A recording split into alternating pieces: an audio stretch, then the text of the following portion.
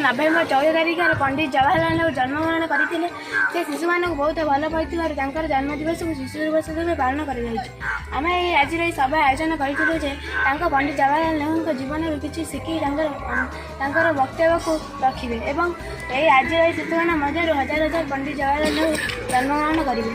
अनुरोध करुँचे आज शिशु मान मध्य समस्ते आसी पंडित जवाहरलाल जीवन मध्य कौन शिखिले वक्तव्य रखु और पदे पदे विषय किसी कहतु। सभापति महोदय और उपस्थित थिबा अतिथि और गुरुजी गुरुवृंद एवं मोर स्नेह छोट और बड़ भाई भौणी माने तथा मोर सहपाठी और सहपाठिनी गण आज ए सभारे मत किसी कहवाक सुजोग मिलू मु निजक धन्यवाद करुच्ची। जवाहरलाल नेहरू शिशु मान बहुत भल पाउथुवारु से शिशु तांकर जन्मदिन को शिशु दिवस रूपे पालन करा जाए। से शिशु मान को बहुत भल पाउथुवा जन्मदिन को शिशु दिवस रूपे पालन करा जाए।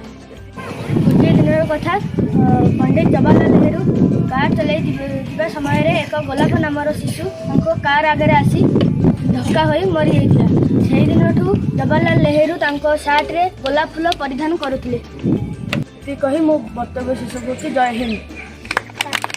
14 तारिख दिन पंडित जवाहरलाल नेहरू का जन्मदिन जवाहरलाल नेहरू का जन्मदिन को शिशु दिवस रूपे पालन करा जाए। शिशु मान भर शिशु जय हिंद।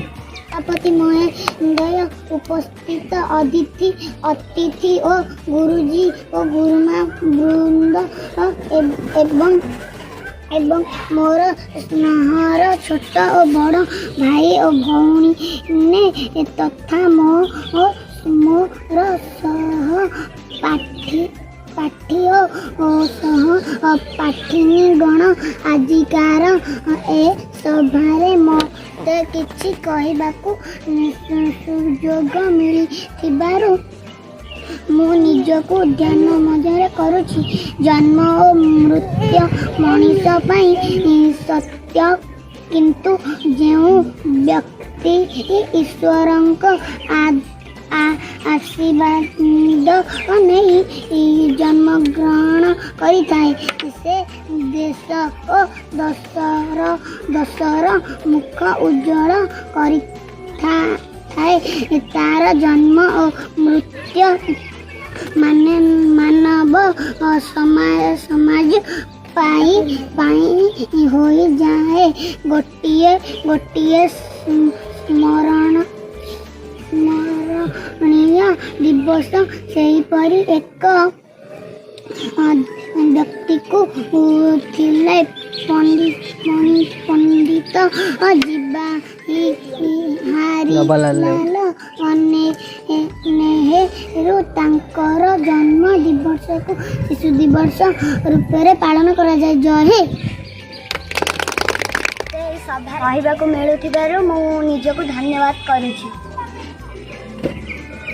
नेहरू शिशु मानक बहुत भल पाउथिबा से कहूथिले आजिर शिशु आसंता कालीर नागरिक और देशर कष्टिधार शिशु हसिले नुआ दुनिया हसे से कहूथिले बंदीबाकू चाहे मुही सुंदर भुवने मरिबाकू चाहे मुही शिशु गहणे।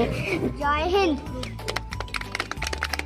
नेहरू 1899 मसीह नवेम्बर 14 तारिख रे जन्मग्रहण करते आज शिशु कालीर नागरिक मुझे कही जय जगन्नाथ।